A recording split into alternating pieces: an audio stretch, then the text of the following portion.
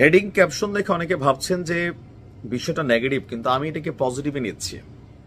কারণ একটু পেছনে যেতে হবে, তো ভুলে গেছেন নাকি? বর্তমানে বিএনপির বিভিন্ন রাজনৈতিক বক্তব্য শোনার পরে বা ডক্টর মোহাম্মদ ইউনূসের উপদেষ্টাদেরও বিভিন্ন বক্তব্য শোনার পরে স্বাভাবিকভাবে অনেকের মনে প্রশ্ন জাগে যে আমেরিকার সাথে আসলে কি ঘটছে। বন্দর, করিডোর, স্টার্লিং, তারপর হচ্ছে যে আপনার নানান ধরনের ইস্যুগুলো, এগুলোর পেছনে কারণ কি? ইভেন নানান বক্তব্য বিএনপি দিচ্ছে। তো এর মাঝখানে সারা পৃথিবীতেই আমাদের মতন যে রাষ্ট্রগুলো আছে তারা চায় আমেরিকা তাদের প্রতি খুশি থাকুক। তো সেই খুশি থাকার জন্য তারা কি করতেছে? নানান ধরনের পরিকল্পনা নিচ্ছে। বিশেষ করে গেল 2-1 মাস আগে সম্ভবত মার্কিন প্রেসিডেন্ট ডোনাল্ড ট্রাম্প ক্ষমতায় আসার পর সারা পৃথিবীর রাষ্ট্রগুলোর উপরে একটা বিশাল ট্যাক্স নির্ধারণ করছিলেন, খেয়াল আছে তো? এরপরে সারা পৃথিবীর বিভিন্ন রাষ্ট্র থেকে নানান চিঠি পাওয়ার পরে ডোনাল্ড ট্রাম্প এটাকে 3 মাসের জন্য পেন্ডিং করছিলেন। বাট 3 মাস পর কি হবে? অলরেডি এরকম বিভিন্ন ইস্যুতে ইলন মাস্কের সাথেও ট্রাম্পের সম্পর্ক ভেঙে গেছে এবং ইলন মাস্ক ট্রাম্পের সরকারের যেই দায়িত্বশীলতার জায়গা ছিল সেখান থেকে তিনি সরেও যাচ্ছেন বা অলরেডি সরে গেছেন অনেক বলা হচ্ছে। তো সেই ক্ষেত্রে আপনি চিন্তা করেন, বাংলাদেশের উপর ট্রাম্প 37% শুল্ক আরোপ করেছিল।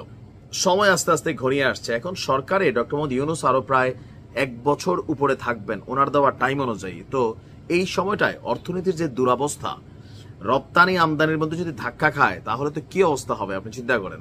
হ্যাঁ, তো এগুলো কি বিবেচনা করে আমেরিকাকে খুশি করতে ডক্টর মোহাম্মদ ইউনূস ট্রাম্পের ভাবেই চিন্তা করছেন? ডক্টর ইউনূস তিনি নিজে একজন বিজনেসম্যান, ট্রাম্প একজন বিজনেসম্যান। সো একজন বিজনেসম্যান আরেকজন বিজনেসম্যানের বিষয়টা বোঝে যে কি পাইলে খুশি হয়।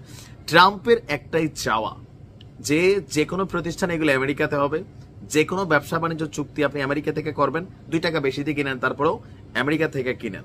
তো হতে পারে যে আমরা এখন যে সিদ্ধান্তগুলো দেখছি, ট্রাম্পের পাল্টাপাল্টি শুল্ক আরোপের প্রতিক্রিয়ায় বাংলাদেশ যুক্তরাষ্ট্র থেকে বেশি করে তুলা, তেল এবং গ্যাস কেনার প্রস্তাব দিয়েছে। তেল এবং গ্যাসের জন্য সস্তা যে দেশগুলা সেগুলোকে বাদ দিয়ে কেন আমেরিকা? অথবা তুলার জন্য আরো বিভিন্ন বিকল্প রাস্তা বাংলাদেশের হাতে ছিল। এখন এখানে কাহিনী একটাই, হয়তো আমরা তেল তুলা কিনতে গেলে পৃথিবীর অন্যান্য দেশের তুলনায় $1 $2 আই ডোন্ট নো এখানে হয়তো বেশি হবে, কিন্তু ওই যে 37% যেটা শুল্ক সেইটা অনেক কমে যাবে বা পূর্ববর্তী যে শুল্কটা ছিল সম্ভবত এটাই আরোপ হবে। এই চিন্তা ভাবনা থেকে আমেরিকাকে খুশি করার জন্য বিরল পদক্ষেপ নিয়েছেন সরকার। দেশের অন্তর্বর্তী সরকারের প্রধান উপদেষ্টা তিনি আপনার নিক্কি এশিয়াকে, মানে এই মুহূর্তে জাপানে তিনি আছেন, সেখানে দেওয়া এক সাক্ষাৎকারে তিনি এই তথ্য জানিয়ে বলছেন, তো যুক্তরাষ্ট্রের প্রেসিডেন্ট ডোনাল্ড ট্রাম্প তার দেশের প্রতিটি অংশীদারের সঙ্গে বাণিজ্য ঘাটতি কমাতে চাইছে। প্রতিটি অংশীজন বলতে যে রাষ্ট্রগুলো আছে তাদের কথা বলে যাচ্ছেন।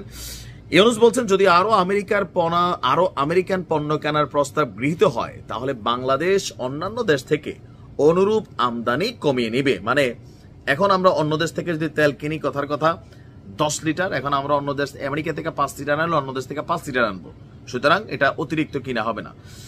তিনার মন্তব্য হচ্ছেন, আমরা মধ্য এশিয়া থেকে প্রচুর তুলা কিনি, ভারত থেকেও তুলা কিনি, কিন্তু আমরা দেখছি কেন আমরা যুক্তরাষ্ট্র থেকে কিনবো না, যাতে যুক্তরাষ্ট্রের সাথে বাণিজ্য ঘাটতিটা কমে যায়। এখন এই পরিকল্পনায় আপনার তুলা থেকে শুরু করে কি বলা হয় যে তিনি বলছেন যে জ্বালানি মধ্যপ্রাচ্য থেকে আমদানি করি, তবে এই পণ্য যুক্তরাষ্ট্র থেকে কেনা যেতে পারে। এবং কি তিনি বলছেন যে আমরা পরিস্থিতিকে হুমকি হিসেবে দেখছি না, আমরা এটিকে সুযোগ হিসাবে দেখছি। কিন্তু এগুলোতে আসলে কতটুকু কার্য সম্পাদন হবে? যুক্তরাষ্ট্রের আন্তর্জাতিক বাণিজ্য আদালত স্থানীয় সময়ে গতকালকে ট্রাম্পের শুল্ক কার্যকর করা বন্ধ করে দিয়েছেন। আদালত রায় দিয়েছে সংবিধান কংগ্রেসকে বাণিজ্য নিয়ন্ত্রণের ক্ষমতা দেয় এবং প্রেসিডেন্ট আইন বিভাগকে বাতিল করতে পারেন না। তার মানে ট্রাম্পের শুল্ক যেটা চাপাই দিয়েছিল